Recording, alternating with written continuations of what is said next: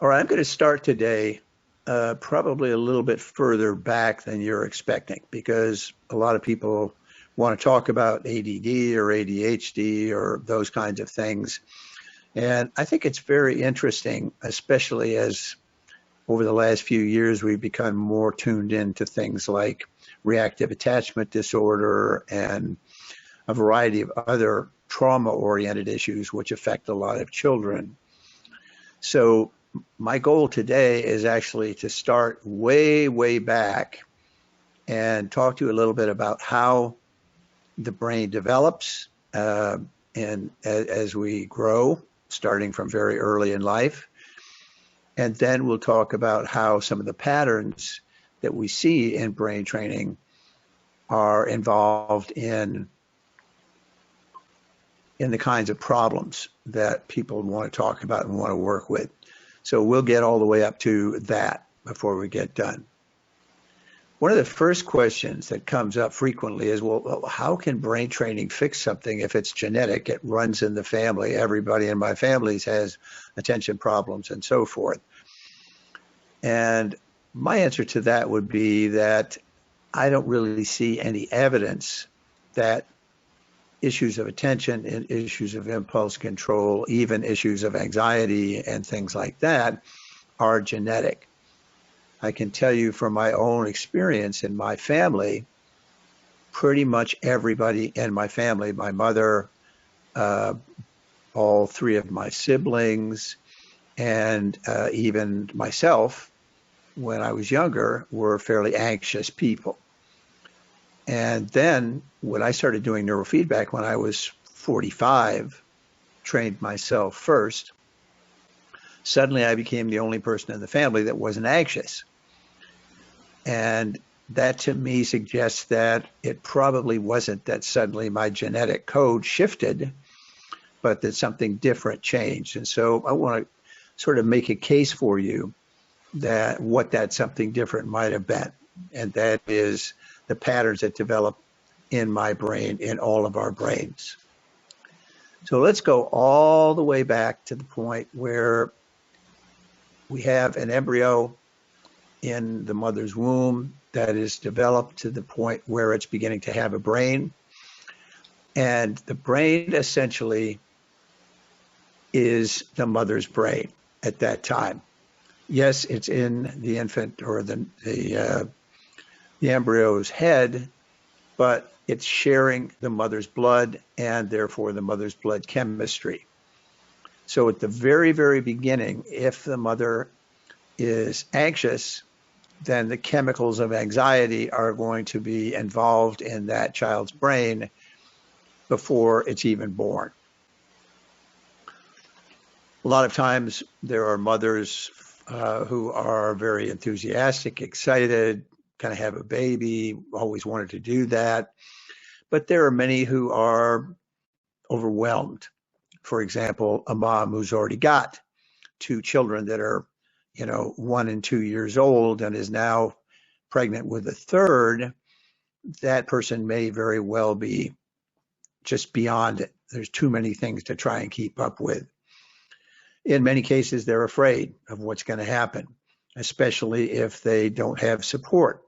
If the father's not around, not interested, if the parents are trying to get the mother to terminate the pregnancy or any of those kinds of things.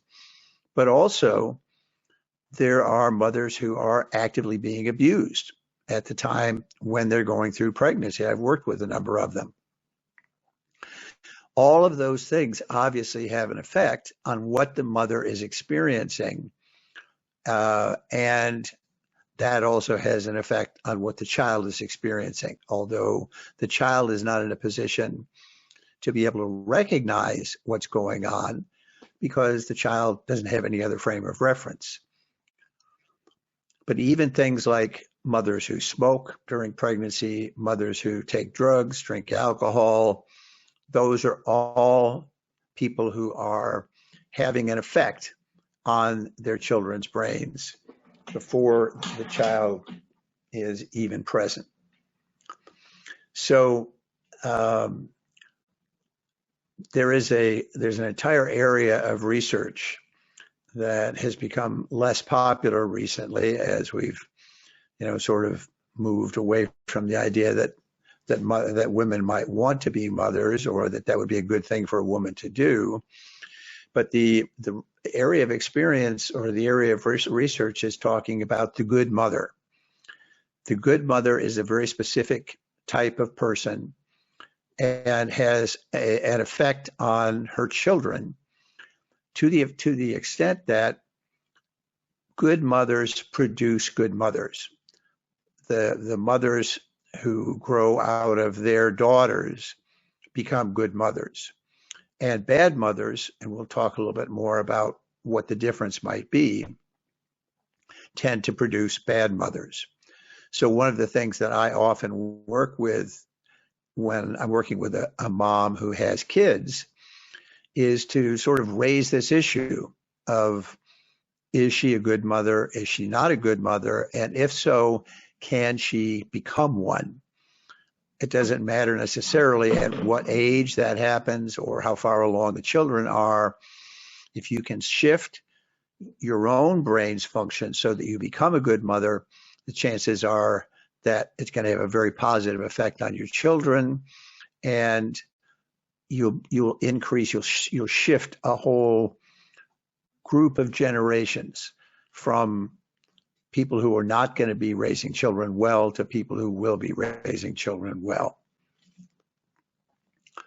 So I want to talk to you for a second about three things that you probably weren't necessarily expecting that we talk about. Those are stress, trauma, and the autonomic nervous system. I'm going to give you definitions of some of those terms because those are terms that are used a lot, but not necessarily defined very often. When we hear about stress on TV commercials or read about it in the magazine, it sounds like something that happens to you, comes at you from the outside. It's your job that's stressful. It's your boss. It's your spouse or whatever.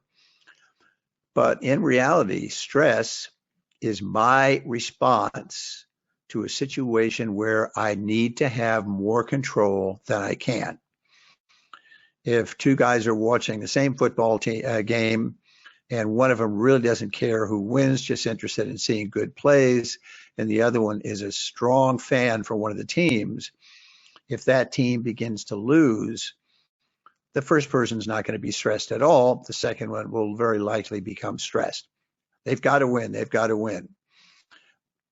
Okay, so unfortunately, the person can't have anything to do with it, can't control it. That's something that's completely outside control.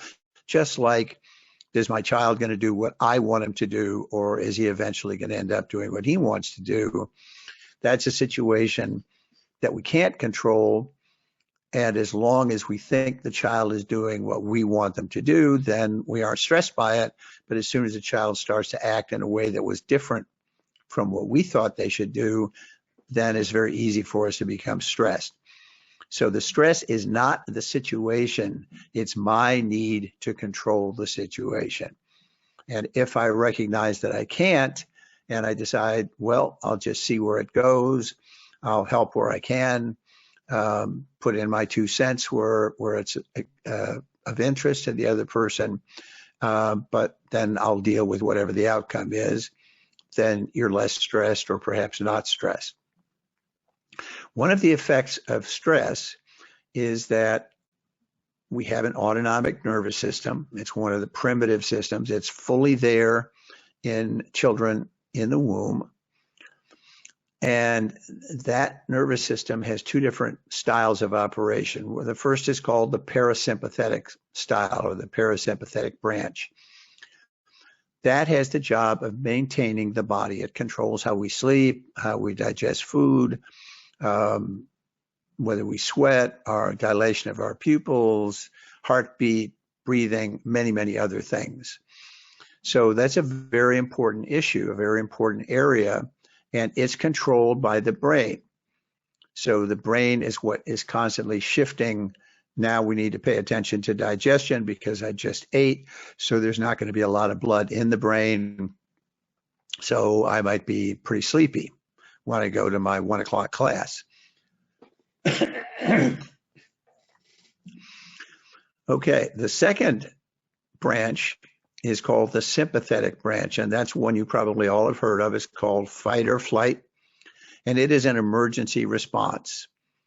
When I experience that there is something very, very important, potentially threatening, or something that has incredible potential for me, it's very common that my brain will turn on the sympathetic branch of the autonomic nervous system. It's triggered by stress. When the brain experiences that there's a stress reaction going on, it turns on the sympathetic branch of the autonomic nervous system. So obviously stress turns on the sympathetic mode, and trauma is simply a stressful situation that turns on my fight or flight response, but I can't run away from it and I can't fight it.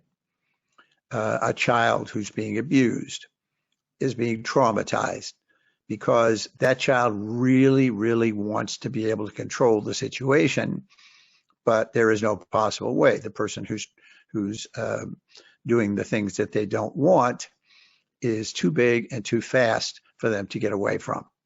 So they have to move into a freeze state, like a rabbit that's cornered by a snake, or they have to become hypervigilant, so they're always watching out for danger before it happens, and they can get away from it before it becomes dangerous.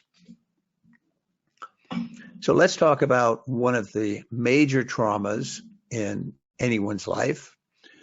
And actually it happens at both ends of our lives, and that's called dying. You probably don't think of being born as dying, but to the child that has been growing inside the mother's womb, that's what it is. Think about this for a second. You're in an environment where you are, excuse me, where you're in paradise. It may not be the best paradise in the world, but it is paradise because whatever you need is automatically met. You have blood coming into you, you have nutrition coming into you, your waste products are taken away. You don't really have to do anything except just kind of be there and relax. And that is the universe. That's the only universe you've ever known. All of a sudden, you start feeling pressure closing in on you. That area begins to become very, very tight, and there's no way out. You're going to be crushed. All of a sudden, there is an exit that begins to open up, but it's way too small for you to get through. And you have no idea what's on the other side of that exit. So your environment literally pushes you out and creates a tremendous traumatic experience. You don't want to go. You want that to stop, but you cannot control it. And so you have the trauma of literally dying. The world that you've known ends, and you do what? You go through a long, dark tunnel toward a light at the other end. If you have ever studied the work of Kubler-Ross and others on death and dying, you know that one of the images that people talk about when they have had near-death experiences is exactly that. And so it's very possible that really is a reproduction of the experience of being born. When you go out and you pass through and finally come out of the pressure situation into the light, then the connection that you have with the world that you've always lived in is cut. You are in a place you know nothing about. You're totally helpless, powerless, and the thing that has provided you with all of your nutrition, all of everything that you've ever had is no longer there. You may have during that process experienced hypoxia. Some people have the cord wrapped around the neck, or they're in the labor canal in that process for hours and hours and hours, and the difficulty of the birth may be extreme. You may be a breech birth, or a variety of other things can happen, which literally tell your brain as it's coming out, don't count on ever having enough of anything. This is you may not make it through this alive. If you do, take it real easy, don't push. But the great thing that can happen, and hopefully for most of us does happen, is that shortly after we make it out and somebody gives us a whack on the butt and we start realizing that we can breathe, even though we're no longer in a fluid, we are reunited with the mother that we knew, the only person, the only thing that we've ever known, the person who cared for us, whether they really did or not. They were the people who kept us alive during that whole 7, 8, 9-month period. We recognize the smell, we recognize everything about that body, and we realize I'm not here alone. I have a guide, I have a protector, I hope. So when we're put in contact with that body, when the mother holds us, we experience warmth. We experience that somebody cares about us. We can experience the nurturing, the love, the feeling, just the feeling that that person really wants to be with us and will take care of us. We've just gone through one of the most amazing changes that's possible to have, and that is we were in the womb, we were the universe. The universe was us. There was no separation between us. We were all one thing. Now we've gone out of that universe we knew, we've been cut off from it, and we are now, for the first time, beginning to recognize, hey, there's really me, and then there's everything else. If that universe is a good universe, that is, it wants to take care of me, it wants to protect me, it wants to take care of my needs and so forth, then that's a really good thing. And it's something which helps the child to develop from the very earliest stages in life. We also learn from that process the ability to connect with objects outside of ourselves in the universe. First, the mother. And we're going to connect with the mother like crazy because that person takes care of us and keeps us warm and takes care of our needs. So those are crucial things that happen in the very, very beginning of the life of an infant. But what happens if you get out and you get separated and then that mother isn't there? The body that you know so well, the smell, the feeling, the taste, everything else is simply gone. Even if you are adopted at birth, or worse, if you're institutionalized, or if your mother dies during birth, or if you're preemie, or medical issues for the mother or for you result in you not being able to spend a lot of time with her. In other words, you're in a bassinet in a nursery, an ICU nursery, while the mother is staying in the bed, or she's in some kind of special care and you're being kept somewhere else. All of those things result in you're having the sense that you're on your own. You're here in this world that you know nothing about, you have no power, you have no knowledge, and the person that you're counting on isn't there.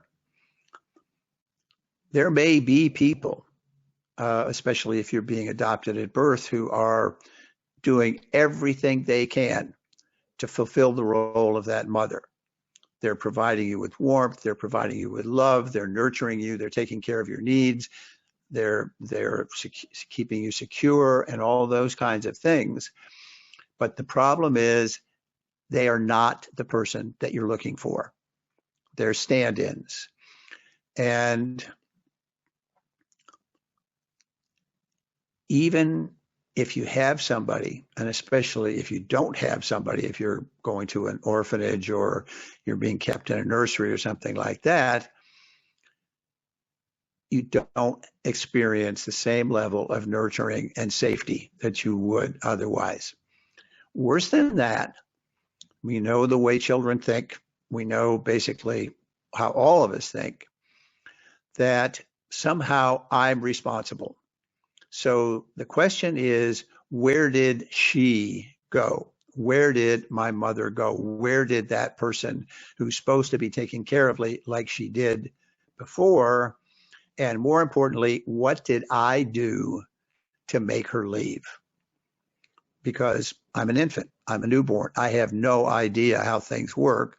I just know she was there, then I wasn't in her anymore, and then she's not there. So I am helpless. So the issue of attachment, which is what reactive attachment disorder is about, and also the issue of development of the self, which happens in relation to mirrors, and the mirror of your mother is crucial. Those things don't happen in the way that they should if the mother isn't there, or particularly even if the bad mother isn't there. So basically, I just can't really, even if they're taking great care of me, even if they're wonderful, how do I know that I won't do something that makes them leave me the way my mother did?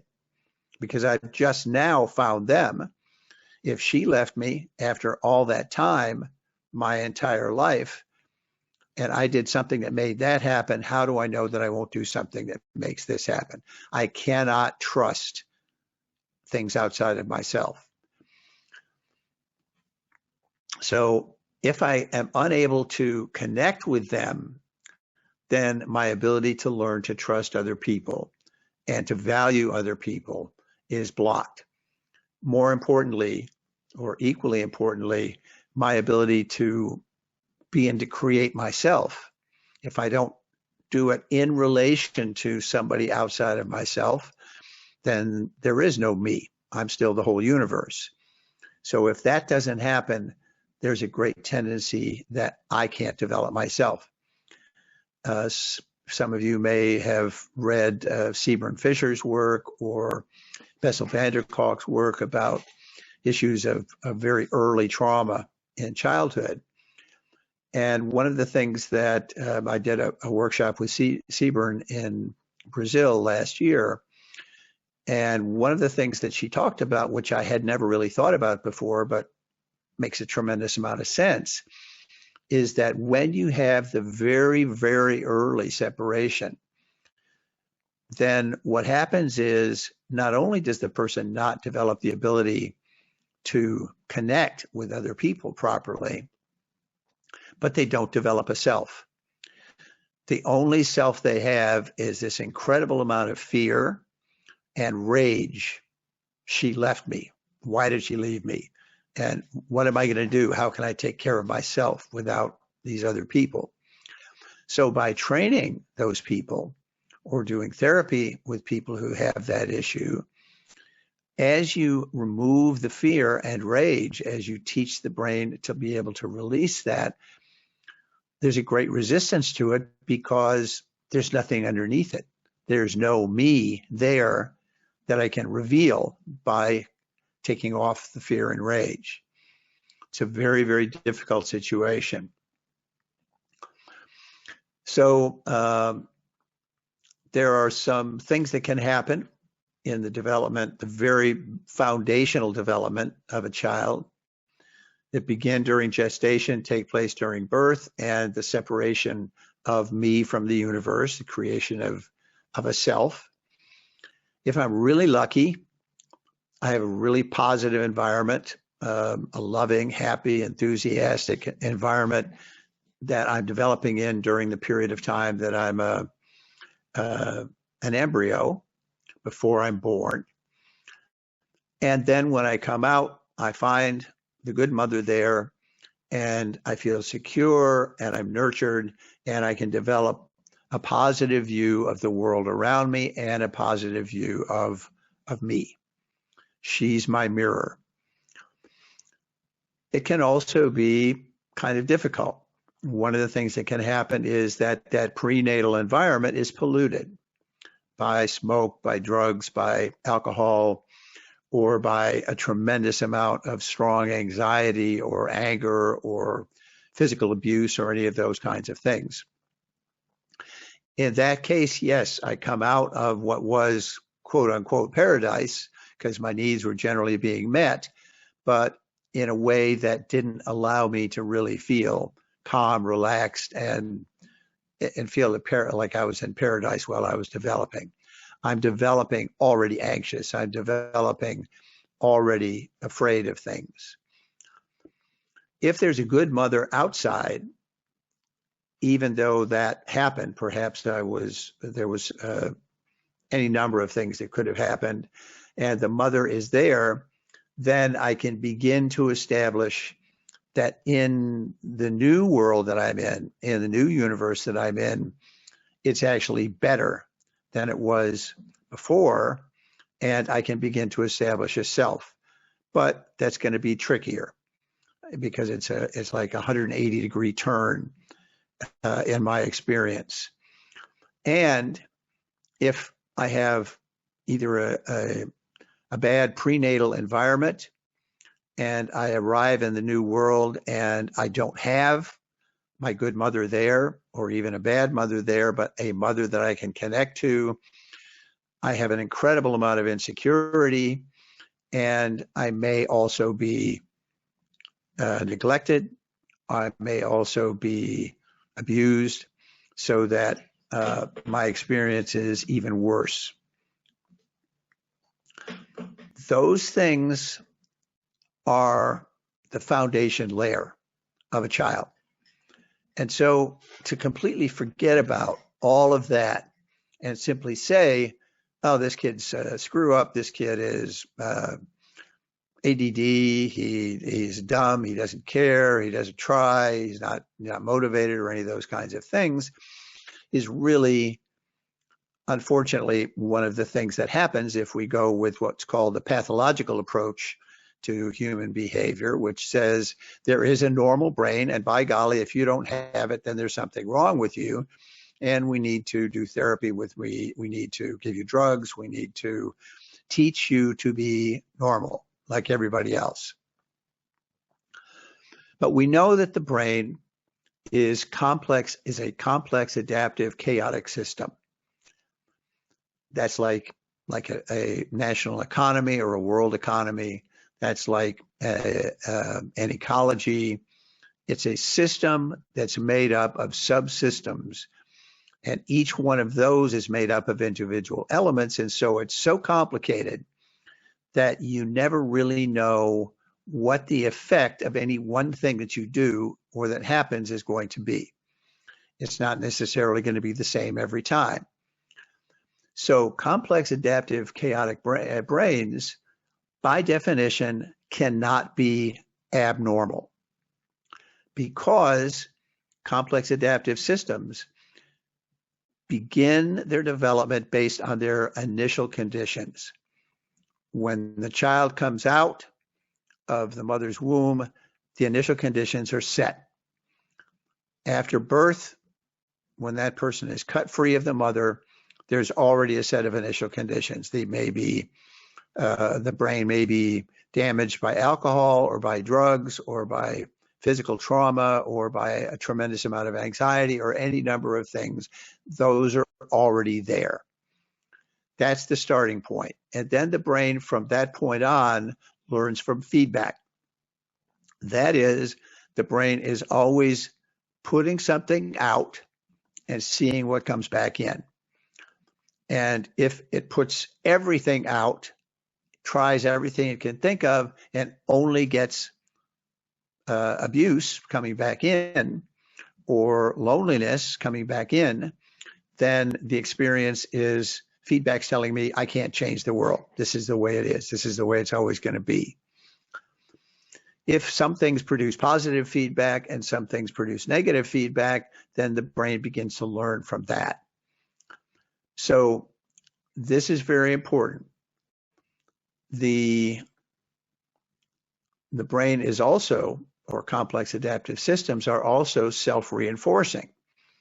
So essentially what that means is they see what they expect to see.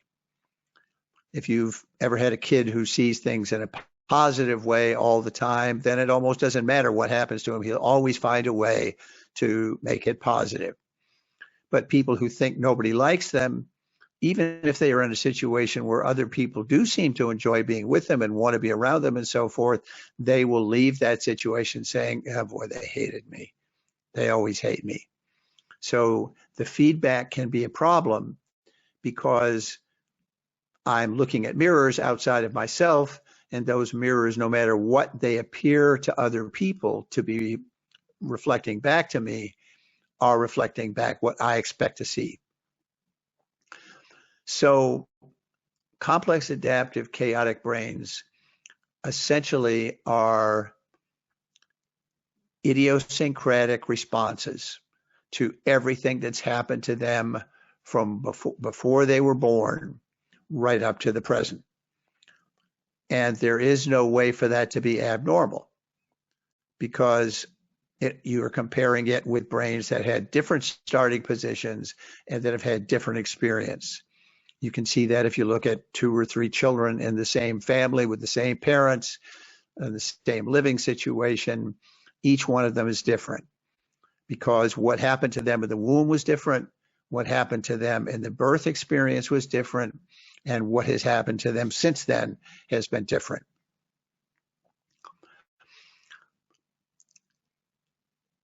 If a person starts off with a lucky birth and lucky life early in life, they develop this positive experience and so forth, they can still be traumatized. They can be traumatized after 5 years. They can be traumatized after 15 years. They can be traumatized after 40 years. A person going into a war zone or a war situation can be traumatized when they suddenly realize, wait a minute, this is not anything I've ever experienced before. Everybody around here wants to kill me. Or all of a sudden I'm in an experience where I am with a person who is very negative toward me, reflecting back a person who I don't think I am, but this person keeps reflecting that back and cuts me off from other people who think that I'm like I believe I am, then the chances are very good that's going to become traumatizing and it's going to change where I was. So everything we see in a child or in an adolescent is not all related to the birth experience, but certainly in many cases it is related to those very foundational things. You can still have a good foundation and build a really crummy house on it if you don't know how to set up framing properly. On the other hand, although it's more difficult, negative early experience can still be nurtured so that the person can actually begin to develop a positive self. This is one of the things we work with neurofeedback, with brain training. And the person can actually begin to see the world in a different way. So there are different outcomes that we see in the lives of different people. And why is that true? What's the cause of that? One of the most important things is what I call the developmental wild card, which is the mirrors that we see ourselves reflected in.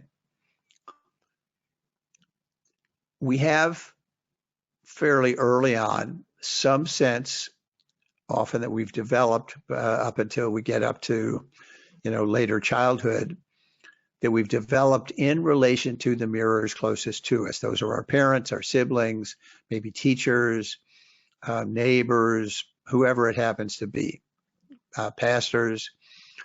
All of those people reflect back to us what they see.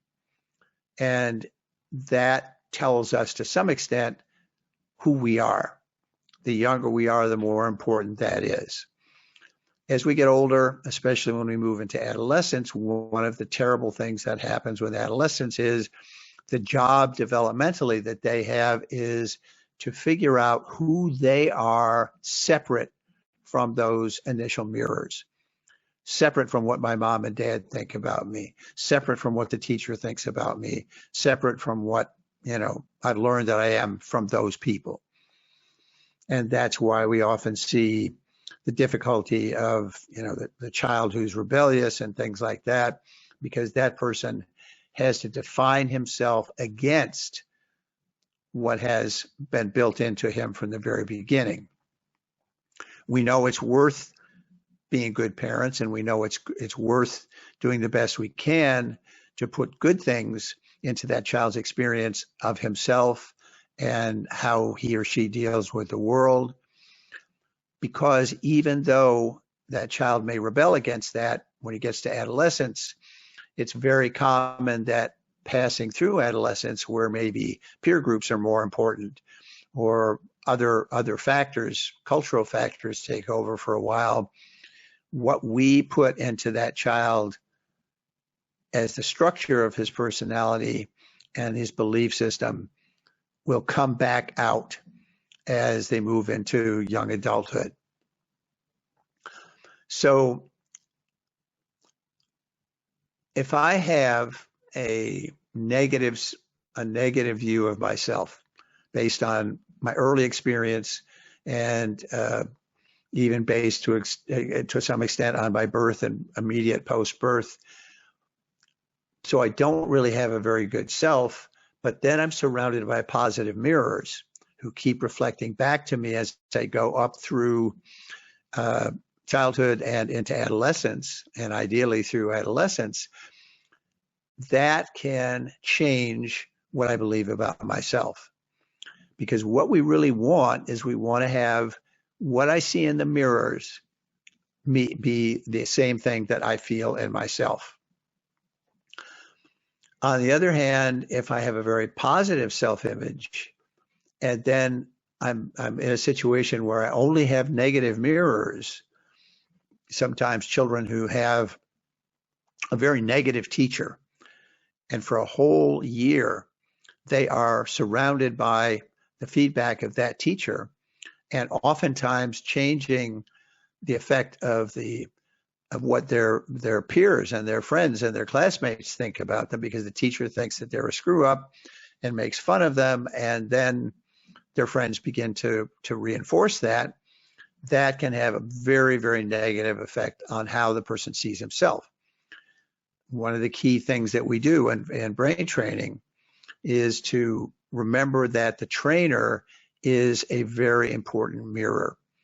And even though he may be dealing with a child who's just been through a divorce and has a parent who's now a single parent and is feeling guilty and frustrated and overwhelmed and now blaming it all on him or her, we can help that person to recognize that's the mirror, it's not you.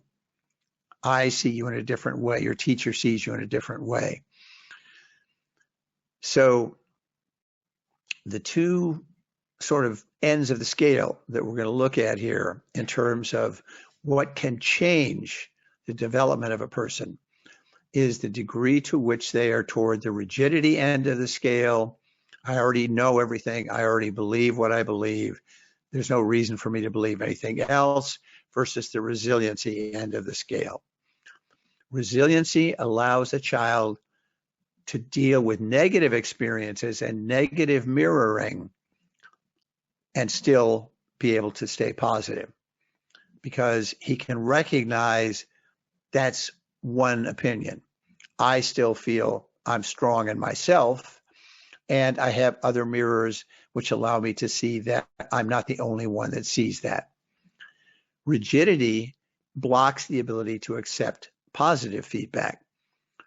So if I strongly believe that I am in a certain way, or that the world is a certain way, because I'm self-reinforcing, my brain is a self-reinforcing system, it's very easy for me simply to say, yeah, this guy doesn't know what he's talking about, I'm really bad.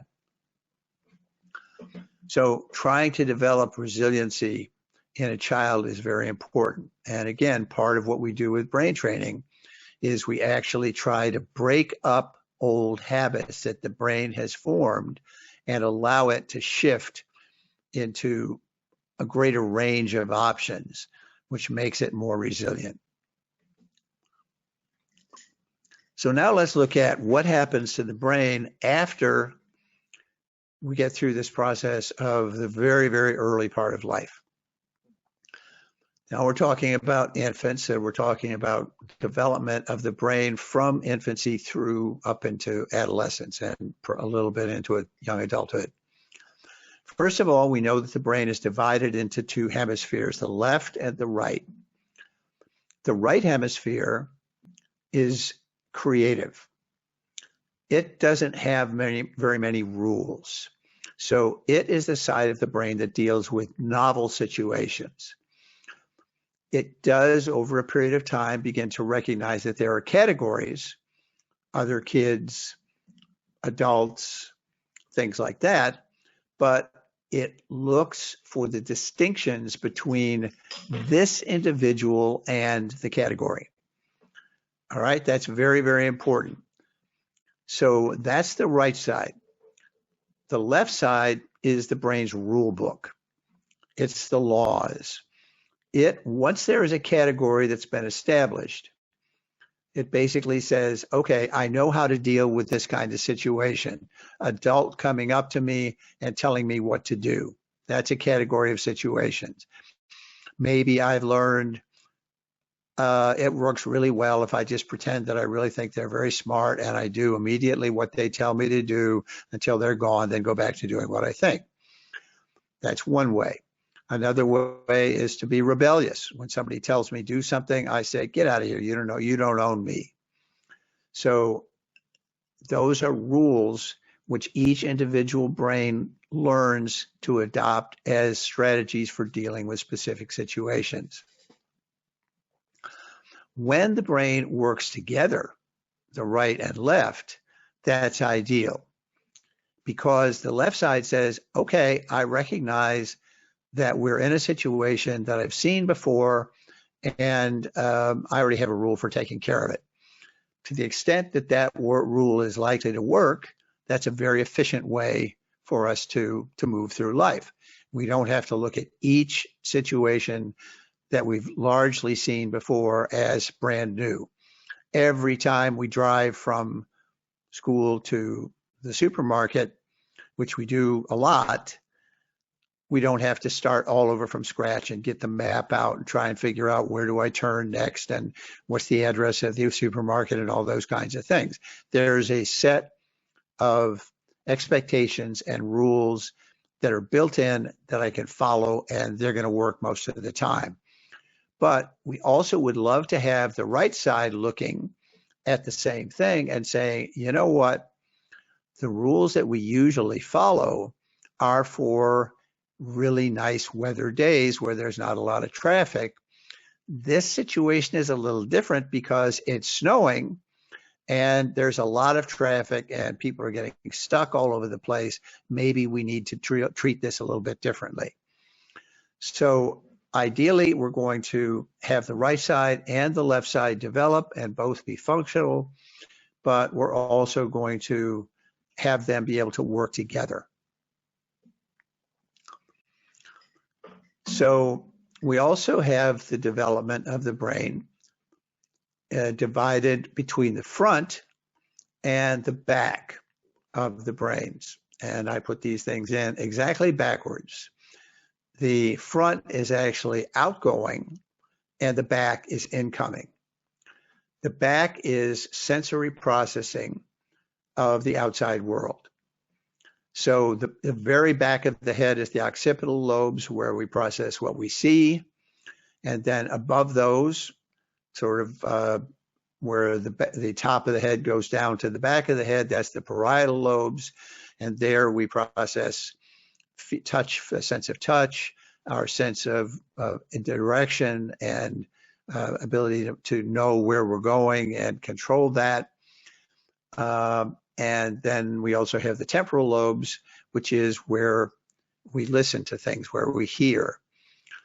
All of those areas kind of come together and they are integrated in the area sort of on the right rear corners of the brain and left rear corner, so that they go together and they combine into what association areas that keep track of what experience we've already had. I see this, I'm able to process this, and I'm able to process it and say, that's a human being, that's a face. And then I can check out in my association areas for faces. Have I ever seen this face before? Who is it? How do I feel about it? And all those kinds of things. Does it look angry? Does it look happy? And so forth. So those are association areas which build and grow as we get older and allow us to apply what we see to prior experience and make better choices about how we want to act.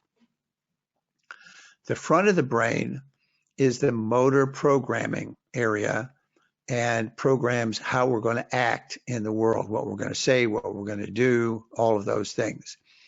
So it organizes and creates programs or orders for nerves and muscles so that we can move and speak. It also builds on prior experience. If I'm going to sing, then that part of the brain probably, if I've ever sung before, probably has some programs already set up for how you sing. And those will make it much more efficient for me to try and sing again than it would if I had to act like I had never sung before every time I tried. Finally, we have the prefrontal, which is the very front of the brain, which goes behind the forehead, and that's the executive center of the brain.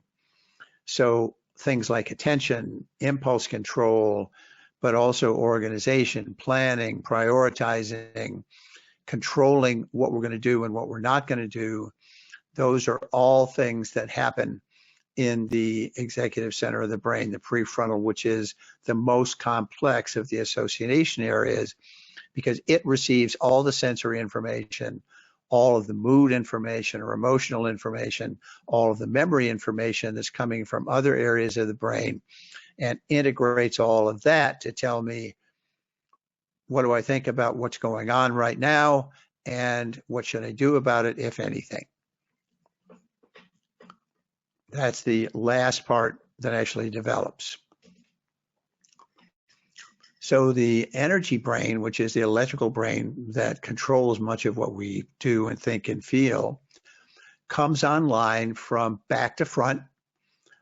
That is, first of all, if you think about very, very young infants, they can't move very well, but fairly early, you can begin to recognize that they are seeing things, recognizing things, or hearing voices and recognizing voices, or recognizing positive touch, negative touch, and things like that. So the part that relates to connecting with the outside world and evaluating the outside world, that's the first thing that comes online. Then after a while, the infant begins to move. And first of all, in a not very organized way, but you're trying to do something. And then the more they practice, the more they gain the ability to move in a more coordinated and controlled way. And then eventually they can begin to develop some executive control over movement so that they can do more complex tasks like getting up and walking somewhere and then sitting down again. The brain also comes online from the right to the left. So in the beginning, everything is new. It's an amazing time to be around a young kid because everything is wonderful. Everything is incredible. And maybe you can remember some experiences you had when you were very young about what it's like for everything to be new. I can still remember when I was 4, walking around the backyard with a jar and picking bumblebees up off of flowers and putting them in the jar, which I thought was really cool until I picked up a honeybee, which stung me. And then I realized that I learned something from that. And then that helped rules to begin to form in my on my left side. that said, probably best not to pick the bees up in the first place, but if you're going to, pick the fat ones up and leave the skinny ones alone.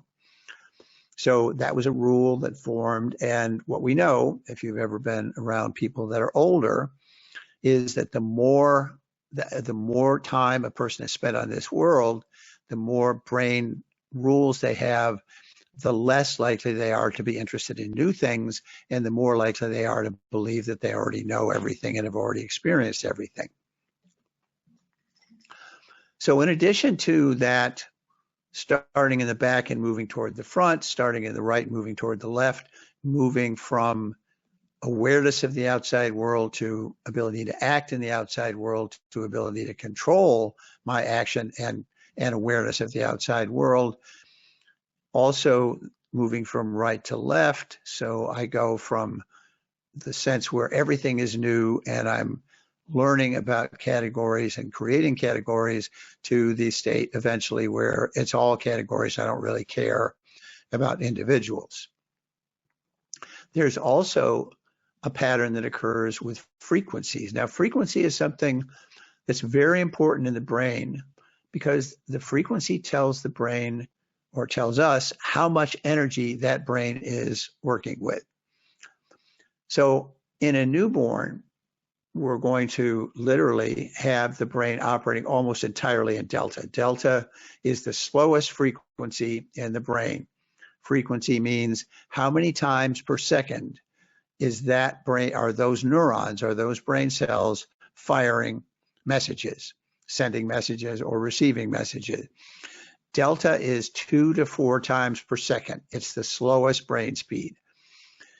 In that speed, normally, if you're an adult, your whole brain will be in that speed, and you will be in your deepest state of sleep, where you could march a brass band through the bedroom and not wake the person up, or you'd be in a coma.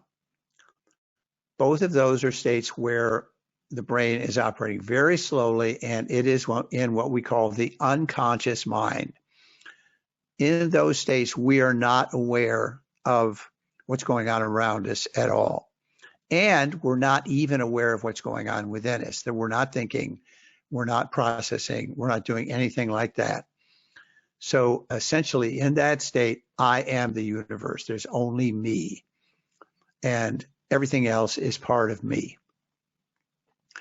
And you recognize, if you've been around a very newborn child, that child essentially isn't there. They sleep, they pee, they do whatever else they do, but they're sort of the same as they were when they were in the womb. After a fairly short period of time, the newborn shifts into an infant. And in the infant state, they begin to produce a slightly faster speed called theta. The theta speed is not 2 to 4, it's from 4 to 8 times per second. So it's 2 to 4 times faster, more energy being produced, greater number of messages that can carry information, so that I can actually begin to become aware of things. I can begin to develop what we call the subconscious mind. The subconscious mind is entirely internal. It really doesn't pay much attention to the outside world in terms of really processing. It's what I'm thinking, it's what I'm feeling. Children in this state have a great time playing hide and seek because they really believe if you drop down behind the couch, you've disappeared, you're gone. There's somewhere, you're not there anymore. And then when you stand back up again, oh my gosh, you came back. Isn't that incredible? The subconscious mind is related to emotions, and it's also where we start to form and be able to recall memories. So this is usually a fairly early stage, going up to maybe 9 months, a year, somewhere around in there. It also does not use words. It thinks in pictures, and it sort of jumps to conclusions. The person's not there. That means they disappeared because I can't see them. Oh, they came back. They reappeared. I don't think about the fact that there's a connection between the person dropping down behind the couch and not being there anymore. Around 6, 8 months and on up around a year, we begin to develop the faster speeds called beta speeds. The beta speeds are not 2 to 4 like delta, not 4 to 8 like theta. They are 13 to 21. So they are 4 or 5 times faster than the theta speeds. And that means they have a lot more processing power. They have a lot more messages that can carry information. They can see things in a more complex way, or they can process in a more complex way. They begin to be able to process language. When you see a child beginning to talk, beginning to find words and be able to produce words and understand words, that's beta appearing. Beta is the conscious mind. Yes, I'm aware of what's going on inside of me, but I can also be aware of what's going on outside. I can stay focused on putting blocks together or doing something outside of my own head. Not really something that happens when you're in theta. The last frequency, oftentimes it develops, doesn't have to be the last, and in many cases it doesn't develop, is called alpha. So we've talked about the subconscious and the conscious mind and the unconscious mind. If the brain has developed in an environment where it feels safe, where it feels that it's protected, where it feels that it's being nurtured, where it's valued, then it commonly will begin to develop the frequency called alpha. Alpha is a frequency which is, I call stillness and presence. In the alpha state, which is like a meditative state, we are able to be aware of what's going on around us, but not processing it. Not thinking, not trying, not judging, but simply aware of it. It's a very, very restful state. If the brain doesn't have to be doing something, you may have seen kids who are just sitting there. It's like they're just watching everything. And they're paying attention. They're aware of everything that's going on around them, but they aren't wanting you to do anything or anything like that. They're just aware. In that state, the brain is resting. It's one of the most restful states. So the brain doesn't use a lot of energy to do things that it doesn't need to do, but it's always aware of what's going on around it so that when it does see something it wants to do, there's somebody with a cookie, I think I'm going to move on this, it can actually switch into a doing mode. Alpha is the bridge between my feelings and memories, which is the subconscious, and the beta frequencies, which is my conscious. So subconscious usually means I'm not really aware of it. It's not in my consciousness, but it still drives me. What I feel and what I remember often makes me do things that I didn't choose to do. The conscious mind is more, I decided that I want to do this, and so I'm going to do it. Without the bridge, if you don't have the ability of alpha to carry information back and forth between subconscious and conscious, then you often act without understanding why you did something, or you think a lot about something, but you don't recognize how you feel about it or any memories that you have. So you're really kind of cut off on one side of the river or the other.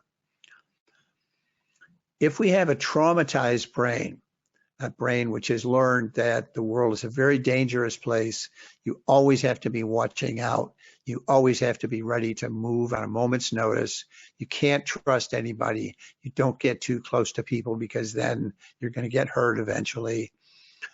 You're going to do something that makes them go away and leave you. That will sometimes be stuck in fast frequencies if it is in that hypervigilant state, or it may be stuck in slow frequencies if it's just basically cut off from experience. And in either case, it can't shift. It's one place or the other. So it basically becomes a habitual processing mode, either of those frequencies. I'm always in hypervigilant mode. I'm always watching for danger, and because I'm always looking for it, I always find it. And so the world is a very scary place, even though it might not be now, and it might be actually making it harder for me to be happy in this world because I keep acting as if I'm in the world that I was in when I was 2 years old and someone was doing bad things to me. Okay, so let's talk about the stuff that you guys probably came here to hear about, which are the so-called disorders of childhood and adolescence.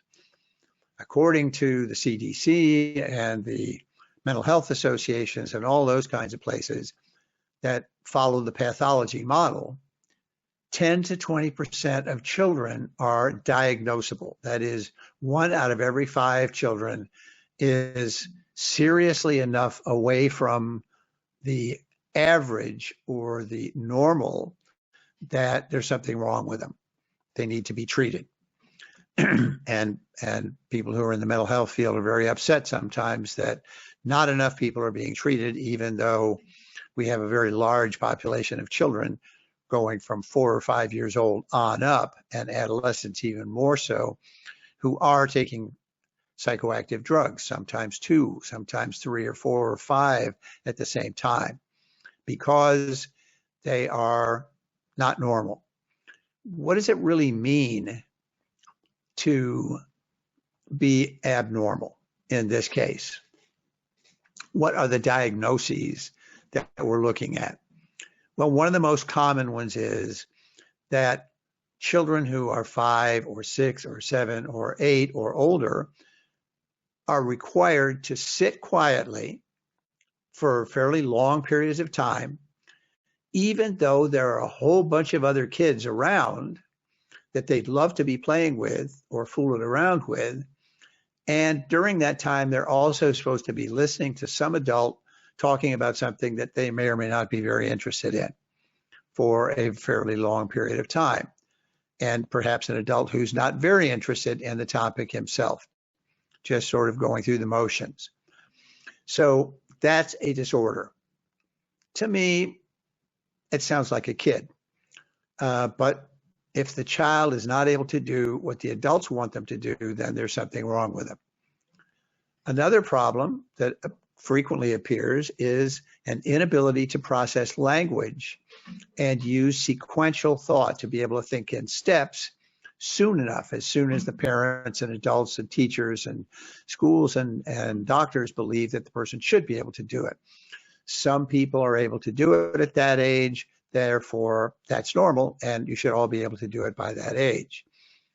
The slow frequencies, the theta, especially the theta frequencies that we talked about in some of the alpha, are very, very powerful frequencies. They are creativity and intuition.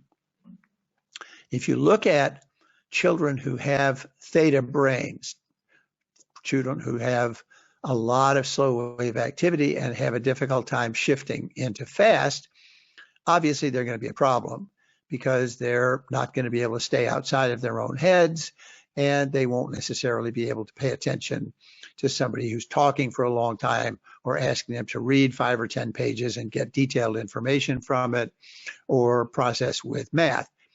What's kind of interesting is that oftentimes they are very good because of their intuitive skills at doing math. Anybody who's been around schools has seen the kid who hands in his math test and gets a 0, even though every answer on the test was correct. And you say, wait a minute, what's the problem? The numbers are right, the answers are right. And the teacher says, right, but he has to show his work. He didn't show his work. And I say to the child, why didn't you show your work? And the kid says, I didn't do any work. I just looked at it and I knew what the answer was, so I wrote it down. My brain told me. That's intuition. And it's a very powerful form of thought, but not one that's very popular in schools and in a number of other locations. Because we're more technologically oriented, we want people to think in steps and language so that other people can follow along and either agree or disagree and argue about whether it's right or not. So people who are too creative or intuitive are likely to be considered to be abnormal. If the person has a lot of fast activity, if they're dominated by fast activity, then there's a chance, pretty good chance, that they will be anxious. Or if they have quite a bit of slow activity, especially in the wrong places, they may be depressed. Those are both abnormal. You're not supposed to be anxious. You're not supposed to be depressed. You're supposed to do your work, get things done, so forth. And depending on these patterns, anxious children or depressed children or children who are stuck inside their own heads or children who are running around all the time may not do very well with other children because they aren't really able to pay attention to the rules and learn the skills of being social. So, as I mentioned before, if we really understand that complex adaptive systems like the brain, there is no abnormal. There is no normal. These are not disorders. These are idiosyncratic responses that brain has developed to where it started, what it had to begin with, the foundation it was given to build on, and the experiences that it's had during its development. So if we aren't going to call these things disorders, then what do we call them? I'd like to see them called habits, because there's a difference between disorders and habits, but there are certain things that are in common. For example, with a disorder or a habit, in either case, you don't know how you got it. You just know that that's the way you are. It just happens that way. When you sit down in class, no matter how much you want to pay attention to the teacher, in a few minutes, you're going to be staring out the window at some birds that are playing around in a tree outside. It's not something you chose to do. It's something that happens because of the way your brain works. Is it a disorder? If you want to call it a disorder, you can. Is it a habit? Yeah, it's just like a habit. It's something that just happens. You didn't choose to do it. You don't know how you got it, but it's something that you might like to change, but you don't know exactly how to do it. Here's the problem with calling things disorders as opposed to calling them habits. If it's a disorder, too bad for you. Nothing you can do about it. If you're sick, you got to go to the doctor. The doctor tells you take this drug, you got to take the drug. If it makes you even more sick in some other ways, then you got to take another drug for that. Or you go see somebody and do therapy to figure out why you can't pay attention, which doesn't help you pay attention. But if it's a habit, you know that habits can be changed. We might not know how exactly, but we know people have done it and it's possible to do. And what's more, the only person that can change your habits is you. So whereas you're disempowered by being considered to have a disorder, you're sick, you're crazy, you're lazy, whatever it is, if you have a habit, you are empowered because you have the ability to change it. Now, because people know that habits are hard to change, and because sometimes it's nice to say, wow, I'm not crazy, thank goodness. This is a disease, this is a disorder. It's not because I'm bad, it's just because I'm sick, because then I'm not responsible for it. But that's largely a positive feeling that people get in the beginning until they realize what else goes along with that. And also because they don't know, how do I change a habit? And particularly, how do I change a habit in my brain? Well, to start with, the first thing that we have to remember is that our brain drives our mind, not the other way around. Your conscious mind is going to do everything it can to convince you that if it doesn't understand why we're doing something, then no good is going to come from it. But there are thousands of things that happen to us every day in our lives that we consciously don't choose to do, consciously would prefer not to do, consciously don't seem to be able to control, but we still do them. Why do I keep drifting off in the middle of class? Why do I lose focus when I'm talking to my friends so that when I say something, it has nothing to do with what they were talking about and they all laugh at me? Why do I do any of the things I do? It's not because I chose to do those things. It's not because my mind is driving me. When people say, I don't understand how brain training works, how can I become less anxious if I don't understand what I'm doing? And I say to them, well, by that logic, I guess you should be able to simply say, gee, consciously, I realize I don't have any good reason to be anxious. I've got a place to live. I've got money. I've got friends. I've got parents that care for me. I've got whatever. There's really no reason for me to be anxious. So I guess I just won't be anxious anymore. You can guess how well that works. You're still anxious. So you can't control anxiety. Why do we have anxiety then?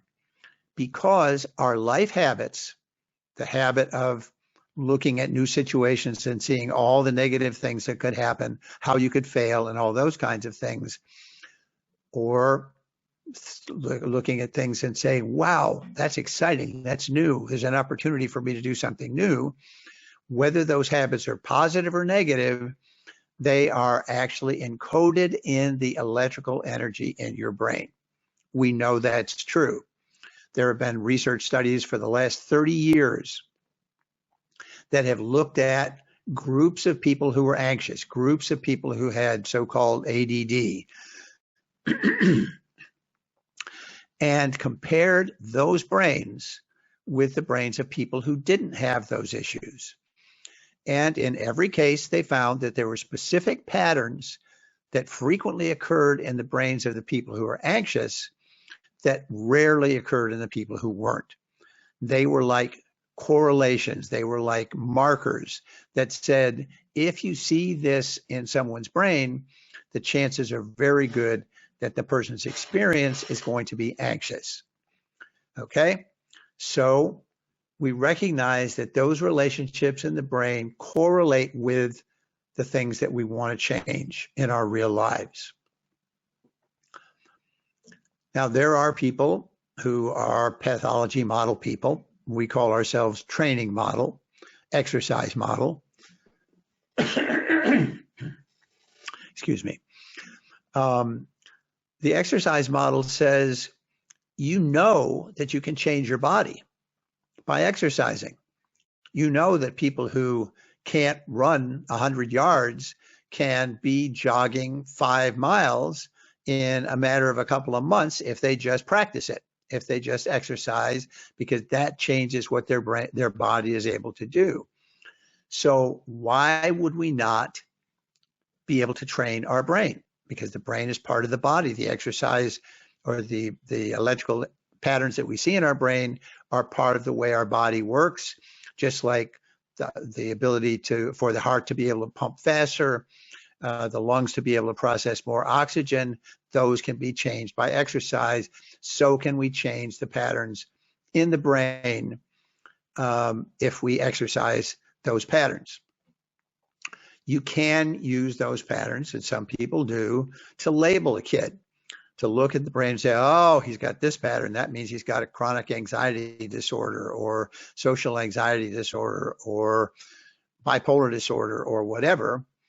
And that's what some people use it for. Most people don't bother using that very much because they can simply look at the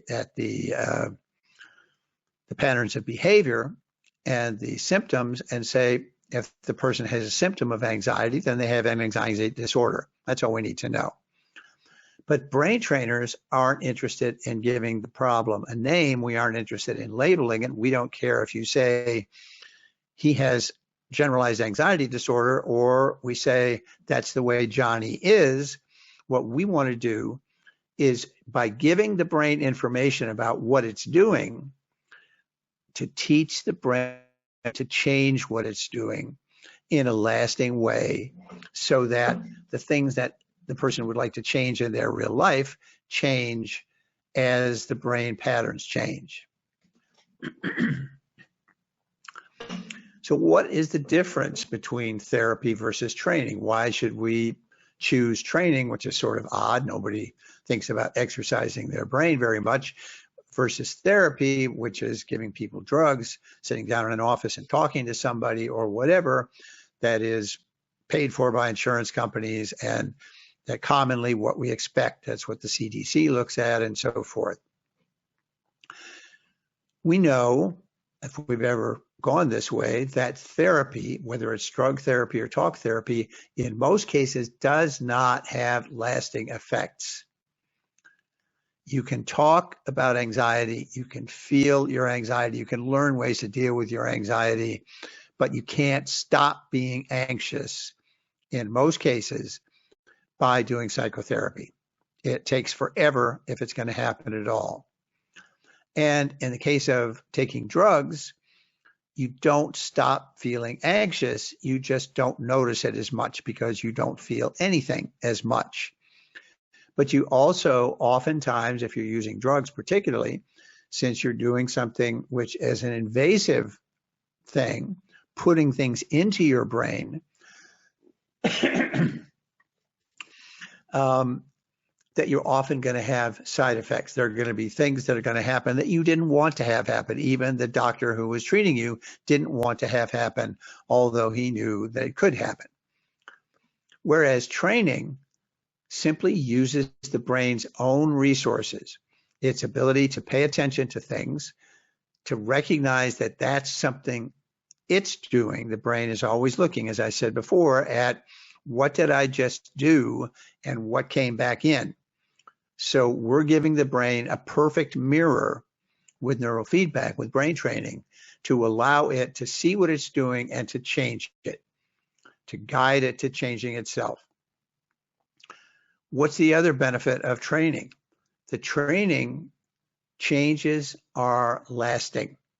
As long as you don't stop going to school or stop having to pay attention when you're at work or stop coming into situations where there are new things happening, your brain will continue to use the new way of dealing with those situations rather than the old one. The old one was very stable. You've been anxious for 25 years. You've been anxious for 10 years. And you're probably going to be anxious, you know, from other anxious people around you for the rest of your life if you don't do anything about it. But if you make a change in the way your brain works, those coded patterns in your brain, they are stable. And why would they go back to a less effective way of dealing with the world once they've learned a new way that works better? Beyond that, they're also empowering. It's amazing to be able to say, you know what? I'm not anxious anymore. I didn't learn some trick. I don't start breathing in a certain way when I feel anxious. I don't count to 10 when I feel like I'm starting to get angry or reactive. I just don't get anxious anymore. Sometimes I do when I see a kid running toward the street and I'm driving down that street. There's an anxiety response, but it triggers my fight or flight response, and that makes me stop the car. And as soon as I see I'm not going to hit the child, then I can stop being anxious. That's a different situation. And you know what? I did that myself. I made that change in my own life. I had this guy around that was helping him. Pete, I want to see him. He was a personal trainer for my brain. He showed me what to do to train it. But I was the one that actually did the training. I was the one that made the change. I have the ability to change my own life. That is an amazing thing for anybody to be able to say. So you can do this kind of training with a professional guide. They bring things to the training beyond just what the brain training does to help you implement the changes in your life, change the way your family thinks about you, even as you're changing, and so forth. But you can also do it at home. We have many people who do training with 3 or 4 kids in the family and mom and dad. And any professional who's been working with, for example, quote unquote, problem children, has certainly had the experience of, after spending the first half hour or hour with the family to accept the child into treatment, says to himself as the family's leaving, I got the wrong person in the chair. If I could work with dad and change the way dad acts, the kids would all get better. And the mom would be happier too, and so would the dad. But he can't admit it, so we're going to work with the kid.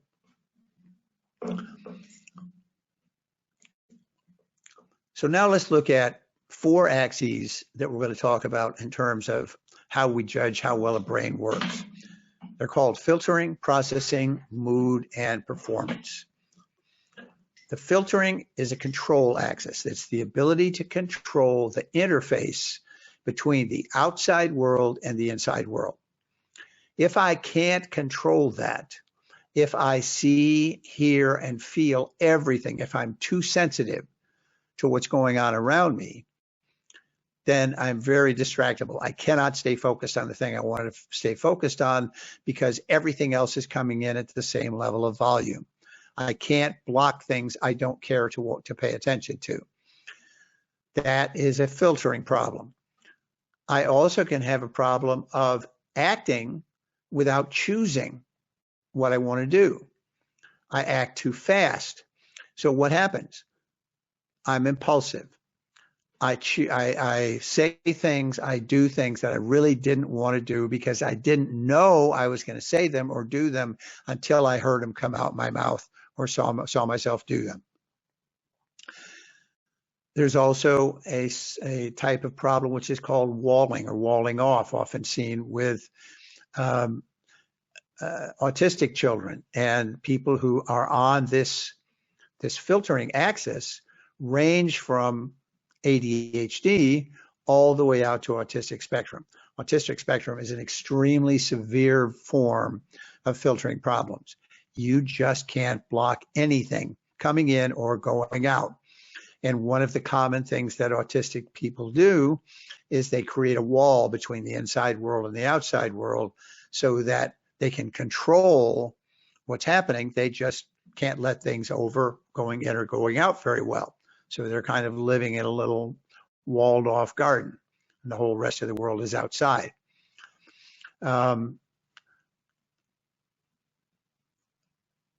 The other thing that we can say about people who have this filtering problem is that it's much more obvious if they're in a place where there's a lot of stimulation. So kids who can be fine in a doctor's office where it's just them and the doctor and everything else is very quiet aren't so good when you put them in the waiting room where there are 15 other people sitting around, including some kids and a bunch of magazines and whatever. So the ability to deal with filtering issues causes a lot of people to get identified with a diagnosis. So what are the common brain habits that we would look at training in this case? Well, for one thing, people who have this pattern usually have a lot of very slow activity, but they also have a lot of very fast activity. So their brains are going all the time, sometimes inside, sometimes chattering out, moving around and everything. But they don't have are those middle frequencies, the alpha frequencies of stillness and presence. They're never still and they're never present. They're always not here, but there, or there. Paying attention to the past, paying attention to the future, paying attention to across the room, paying attention inside their heads, but not able to be just here. Other things that we often find that are consistent with filtering problems, people oftentimes have insomnia. They cannot fall asleep. It takes forever for them to fall asleep. They often have allergies or asthma or both. You see physical control issues like people who grind their teeth, people who have sloppy handwriting, people who are class clowns because they desperately need mirrors all the time. So they're always trying to get everybody to respond to them. And things like restless leg syndrome is also a common thing that you find in people who have filtering problems. The second category are people with processing and sequencing problems. So these people don't have the ability to process language. It's not an attention problem. If you give one of these people a box of Legos and tell them to build something cool for you, they can pay attention to it for hours. They cannot pay attention if you sit down and try to explain something to them with language. They'll pay attention to you as well as they can for a short period of time, and then they're gone. They're inside their head. They're thinking in pictures. They can't maintain that external focus, and they have a very hard time going through steps to get to a solution because their mind goes so fast, it jumps. Oh, I know the answer to that. Wait, how could you know the answer? You haven't even told me what the steps are. There weren't any steps. I just knew the answer. They have a tendency to drift off into thoughts.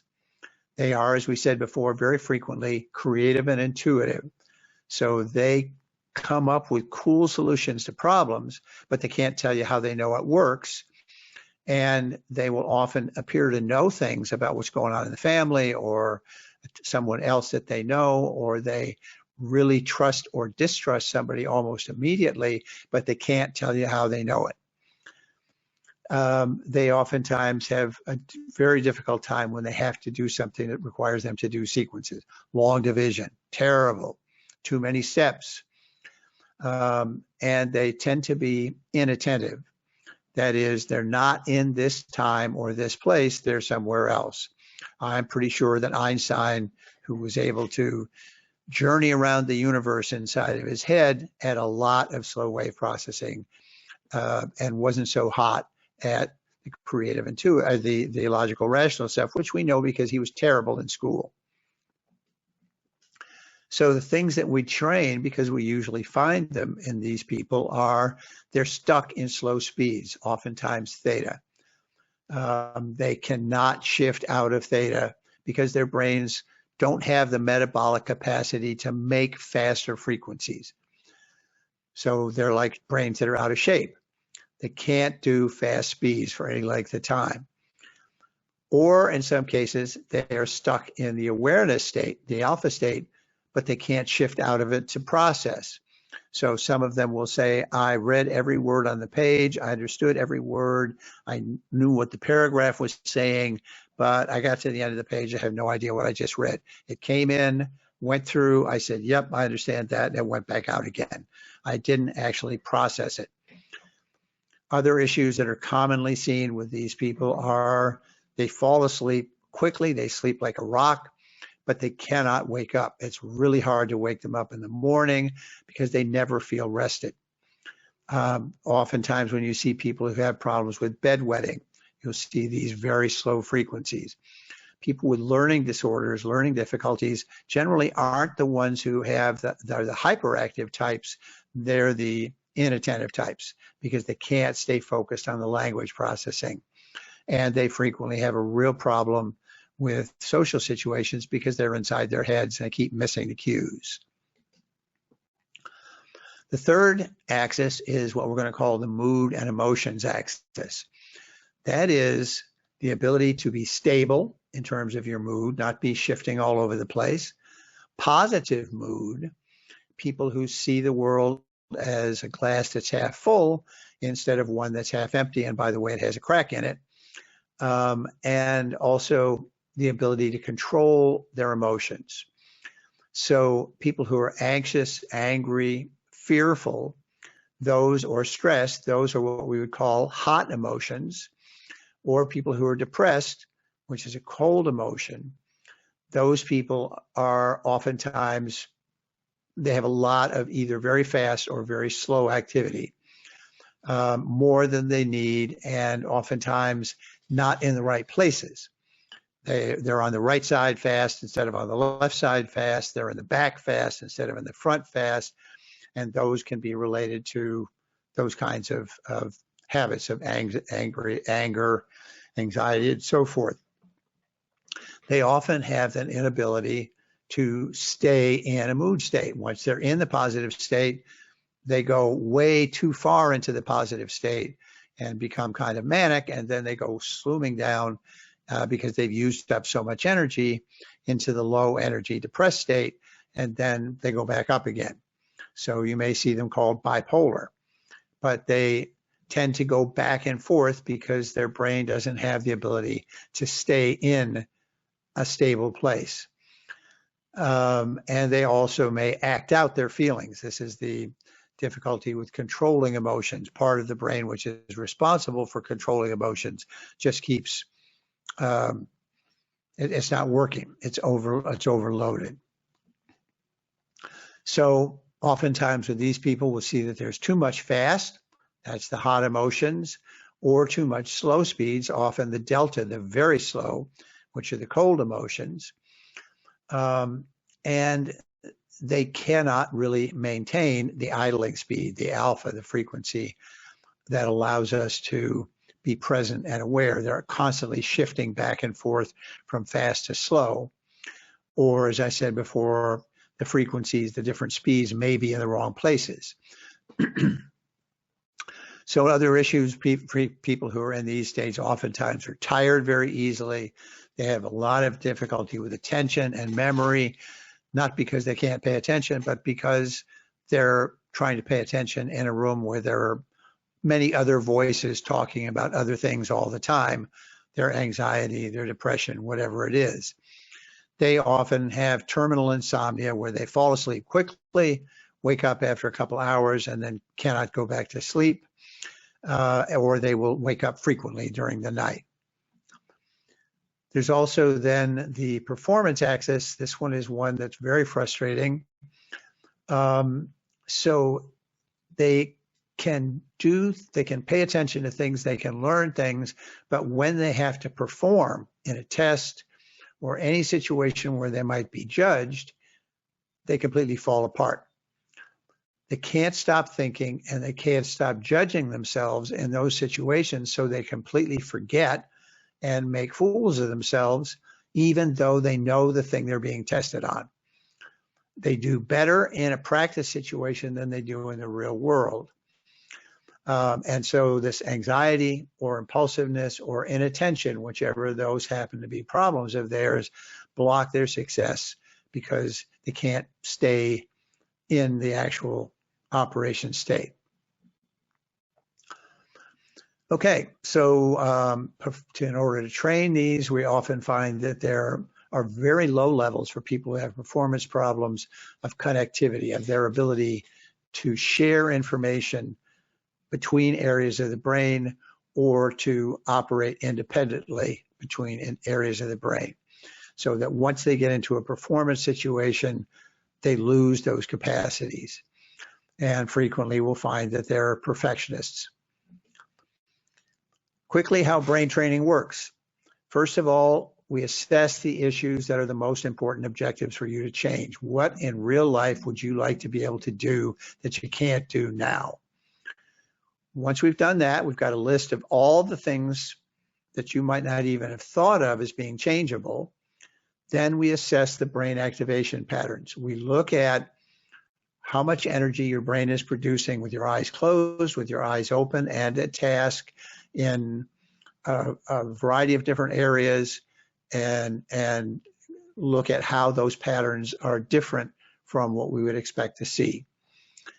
Based on that, we customize a whole brain training plan, which works on all of the areas of your brain, 5 different training sessions, doing different trainings in each one to help the brain by giving it that perfect mirror of feedback to let go of the habitual patterns. When it begins to see how it's always staying fast, even when it doesn't need to, then it can begin to change that. When it can see that it can only operating in slow speeds, even when it should be shifting into faster winds, then it can begin to change it.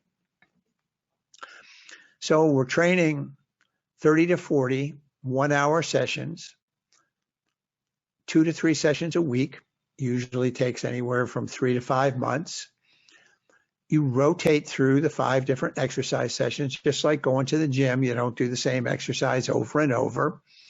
And by doing 3 exercises in each one of those sessions, you teach the brain from many different directions how to change what it's doing. And as it becomes more comfortable with a new set of patterns, particularly a range of new patterns, then you begin to have a greater range of options in terms of what you do and how you do it in your real life. What do you do for the training? You might be watching videos. Might get a little bit darker, a little bit brighter, a little softer volume or louder volume, depending on how well your brain is doing. But your job is to watch the video, or to listen to some music, or to play a game and see how many points you can get. Those are the kinds of feedback that you would be having. The rule is basically, don't think, that's your conscious mind. Don't try, that's thinking about the future. Just pay attention. Just listen, watch, and don't try to control things.